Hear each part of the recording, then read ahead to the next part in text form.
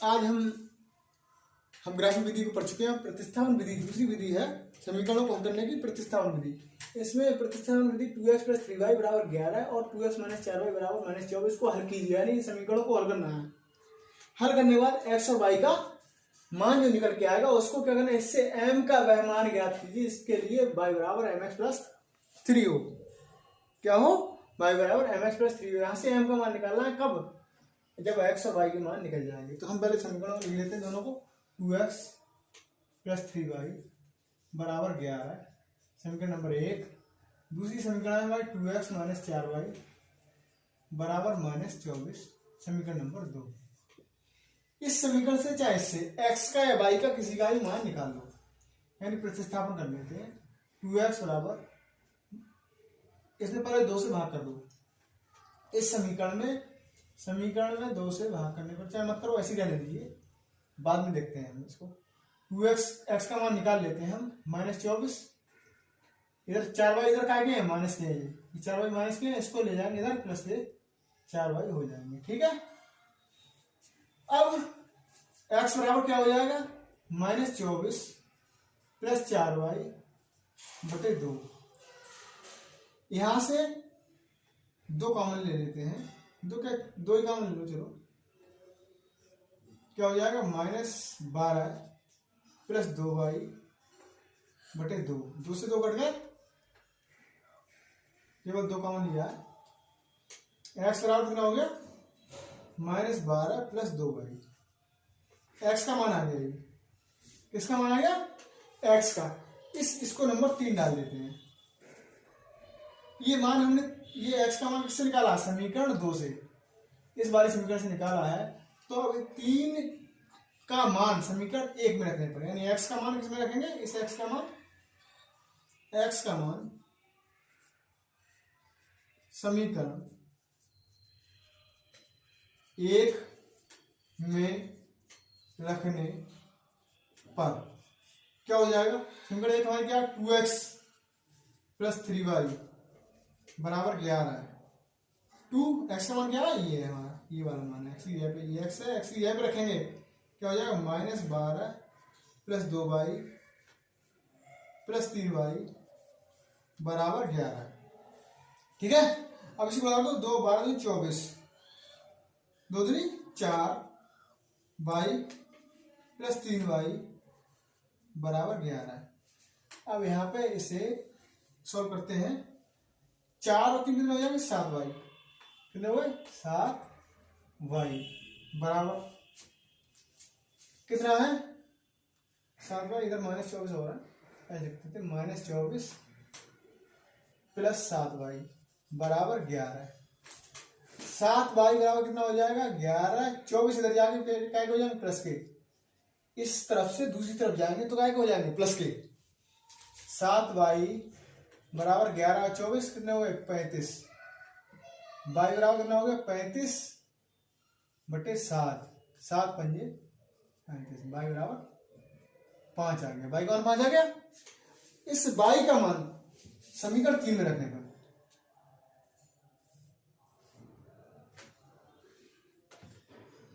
यहां से दूसरे पेन कर लेते हैं। y का मान समीकरण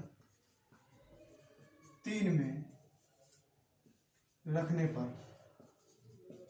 क्या हो जाएगा? रखने पर समीकरण 3 में, समीकरण 3 हमारी क्या है? x बराबर -12 + 2y। x बराबर -12 + 2 × 5, x बराबर -12 + 10। x बराबर कितना हो जाएगा? इस संख्या का है माइनस के 12 है, और 10 का है प्लस के। 10 में से 12 क्या बचे? -2। ठीक है।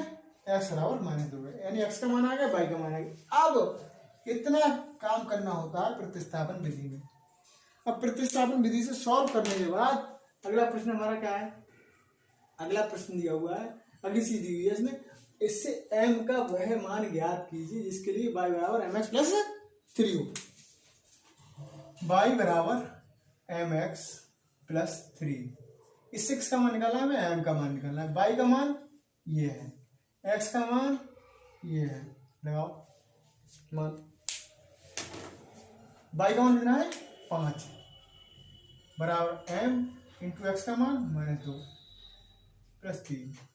ठीक है, 3 को ले आते हैं, 5 - 3 बराबर -2m, m की 2 से -2m हो जाएगा।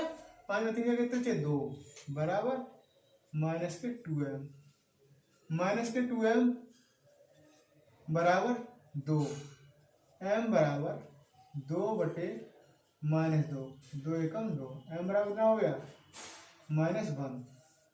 आंसर बहुत ही इंपॉर्टेंट क्वेश्चन है, परीक्षा की दृष्टि से प्रश्न को अच्छे से तैयार करके जाएंगे, ये प्रश्न आ सकता है।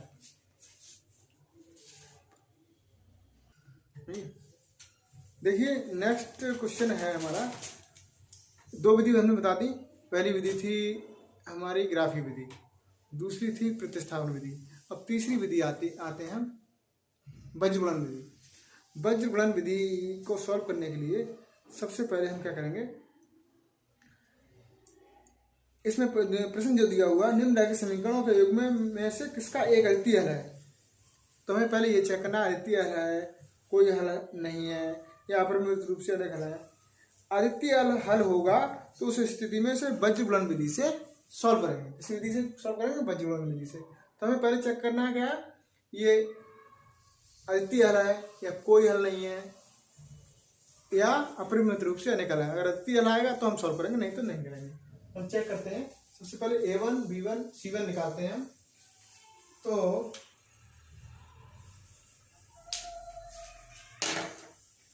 a1 हमने बताया था गुणांकों की तुलना कर लेते हैं। इसमें a1 बराबर कितना हो जाएगा 2, b1 बराबर 1, यहाँ b1 का गुणांक 1 है, यहाँ a1 का गुणांक 2 है, यहाँ बाई में का गुणांक कुछ नहीं लिखा तो मतलब 1 है। c1 का गुणांक कितना है, c1 मतलब 5 है ये वाला। a2 बराबर 3 है, b2 बराबर 2 है, c2 बराबर 8 है। अब a1 बटे a2 बराबर कितना हो गया 2/3, b1 बटे b2 बराबर कितना हो गया 1/2। a1 बटे a2 बराबर नहीं b1 बटे b2 है, इसका मतलब क्या होगा एक अद्वितीय हल, क्या लिख देंगे अद्वितीय हल होगा। अच्छा अद्वितीय है तो उसको सॉल्व करना है, कौन सी विधि से, वज्रगुणन विधि से। वज्रगुणन विधि का सूत्र क्या होता है, हम लिख देते हैं। सूत्र क्या होता है, सूत्र x बटे b1 c2 minus b2 c1 बराबर बाई बटे c1 a2 minus c2 a1। अगर समीकरण के बराबर में c1 और c2 लिखा हुआ है तो हम क्या लिखेंगे इधर -1, a1 b2 minus a2 b1, ये सूत्र होता है। अगर इधर रख के मानते हैं हम c1, ये इस तरीके से होता है हमारा रूप समीकरण का a1 x plus b1 y plus c1 बराबर 0, यानी 0 बराबर में होता तो हम क्या करते, तो यहाँ माइनस नहीं लगाते, तब हम c1 का मान यहाँ पे माइनस का हो जाता है, ये पहले से -5 हो जाता है, इस तरीके से। ठीक है, तो हम सॉल्व करते हैं इससे। क्या सॉल्व करेंगे, x बटे b1 का मान कितना है यहाँ पे 1 गुणा c2 का मान, b1 का मान ये और c2 का मान 8 है, माइनस b2 कितना है देखो 2 है 2 और c1 5 है बराबर बाई c1 का मान क्या है 5, a2 का मान 3 है माइनस c2 मतलब 8 और a1 का मान 2 बराबर -1। a1 का मान क्या है 2, b2 का मान 2 माइनस a2 का मान 3 और b1 का मान क्या है 1।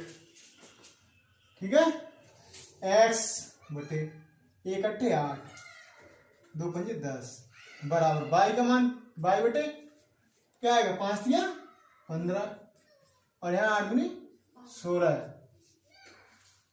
ठीक है, बराबर -1, 2 दूनी 4 -3, 3, ठीक है। x बटे यहाँ कितना आएगा बताइए, -2, क्योंकि 10 बड़ी है माइनस संख्या और प्लस की संख्या छोटी है तो -2 आ गए, बराबर y बटे यहाँ कितना आएगा -1, यहाँ कितना आएगा बराबर -1 तो ऊपर ही है, 4 में से 1। अब ये जो संख्या है ये इसके बराबर है, ये इसके बराबर है, तो ये भी इसके बराबर होगी। तीन चीजें बराबर हैं। मान लीजिए उदाहरण के लिए हम समझाते हैं, ये तीनों बराबर हैं, ये तीनों कैसे बराबर हैं, ये इसके बराबर ये है, बराबर है इसके ये, और इसके बराबर इन दोनों के बराबर ये है, तो ये इनके बराबर नहीं होगा, ये भी बराबर होगा, ठीक है। तो अब हम इसको लिख लेते हैं, ये तीनों बराबर हैं तो इसको इसके बराबर रखते हैं, x -2 x बटे -2 बराबर क्या होगा -1 बटे 1। इससे कट गया, क्रॉस मल्टीप्लाई कर दो, कैच उड़ा, x बराबर कितना हो गया 2, x का मान 2 आ गया, एक आंसर हो गया। अब दूसरा y बटे -1 बराबर -1/1, माइनस कट गया, क्रॉस मल्टीप्लाई करेंगे, y बराबर क्या हो गया 1 हो गया आंसर। ये दोनों x का मान 2 आ गया, y का मान बना गया, ये हो गया आंसर। इस तरीके से हम बंधुगुणन विधि से इस तरीके से सॉल्व करेंगे। विलोपन विधि तुमने लगभग पढ़ी है,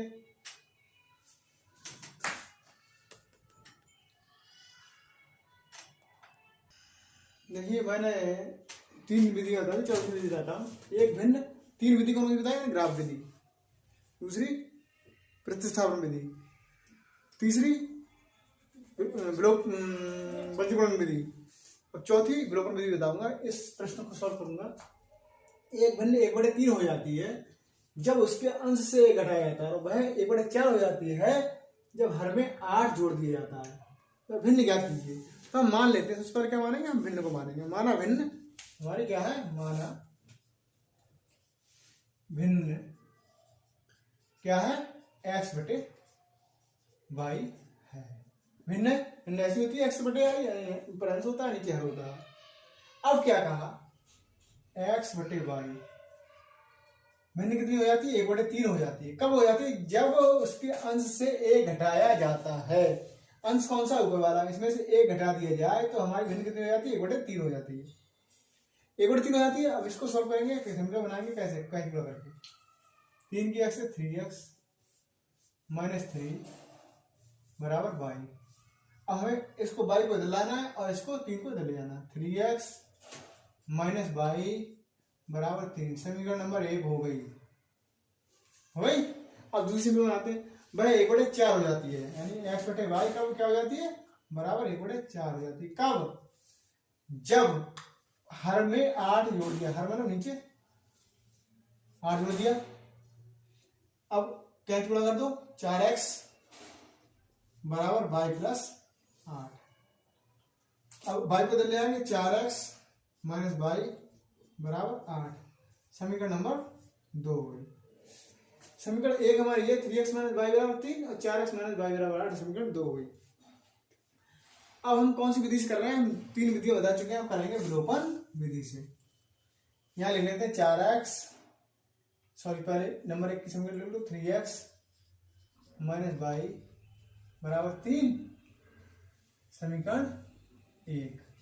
समीकरण दूसरी लिख लो, 4x -y बराबर 8। अब विलोपन विधि में क्या होता है, विलोपन विधि में यहां पर ये देखते x वाला एक जैसा है, y वाला एक जैसा है, तो इसमें y वाला एक जैसा है, चिन्ह भी एक जैसे हैं। अगर एक जैसे नहीं होते, जैसे इसको हमें एक जैसा करना है, मतलब x वाला या ये दोनों मान लो एक जैसे नहीं होते, तो हम क्या करते, यहाँ 4 से गुणा कर देते, 4 3 बार हो जाते, यहाँ 3 से गुणा कर देते, इस बारे में 3 से 3 4 बार हो जाते, दोनों बराबर हो जाते। पूरी समीकरण में इसमें 4 से गुणा करते और इसमें 3 से गुणा करते, तो बराबर हो जाते x बारे। अब यहाँ y बारे बराबर मिल रहा है, तो हमें गुणा करने की जरूरत नहीं है। चिन्ह भी एक जैसे होने पर हम क्या लिखेंगे, घटाने पर, क्या लिखेंगे, घटाने पर। अगर एक माइनस का होता है एक प्लस का होता है तो जोड़ने पर लिखते हैं, यानी घटाएंगे, इसके चिन्ह बदल देंगे। ये कैसा है, 4x है, प्लस का है तो माइनस कर देंगे, ये माइनस का है तो प्लस कर देंगे, ये माइनस, इसमें ये कट गया, 3x में से 4x के कितने बचे, माइनस के x बराबर यहाँ कितने बचे, माइनस के 5, माइनस से माइनस कट गया, x बराबर कितना हो गया 5, x का मान आया अभी, इस x का मान समीकरण 1 में रख दो चाहे 2 में रख दो, y का मान सेम ही आएगा, 3x माइनस y बराबर 3। सो यह लिख दो, x का मान समीकरण 1 में रखने पर 3x का मान कितना है 5 माइनस y बराबर 3, 3 पंजे 15 है, माइनस y बराबर 3, माइनस y बराबर 3 माइनस 15, माइनस y बराबर कितना हो गया 15 में 3 गए माइनस 12, माइनस माइनस कट गया, y बराबर 12 आ गए। अब भिन्न हमारी क्या है, भिन्न बराबर है हमारी x बटे y, x बटे y, x का मान कितना है, x का मान 5 आ गई और y का मान 12, x की 5 बटे 12। अब उसने कहा अगर, अब देखो चेक कर देते हैं हम, हमारी भिन्न वाली आ गई 5 बटे 12 है भाई। अब हम इसको आंसर चेक करते हैं, अगर भिन्न में एक अंश में क्या लिखा है, जब उसके अंश में एक घटा जाए 5 बटे 12, अंश में से एक घटा दो, 5 में से 4 बटे 12, 4 एकम 4 4 3 12, 1 बटे 3 हो जाती है, देख लो 1 बटे 3 हो रही है। अब दूसरी चीज क्या लिखा है, यदि जब हर में 8 जोड़ दिया जाए, हर में यानी 5 बटे 12 प्लस 8 जोड़ दे, सॉरी अभी नहीं काटो, 5 बटे कितना हुए 20, 5 में 5 5 24 नहीं हो जाती, 1 बटे 4, 8 जोड़ 1 बटे 4 हो जाती है जब हर में 8 जोड़ दिया जाता है, हो गई। तो हमें ये नहीं करना है, हमें कितना केवल इतना ही करना है, चेक करके बताया मैंने, बस इतना काफी, 5 बटे 12 आंसर हो गया, भिन्न हमारी ज्ञात हो गई है।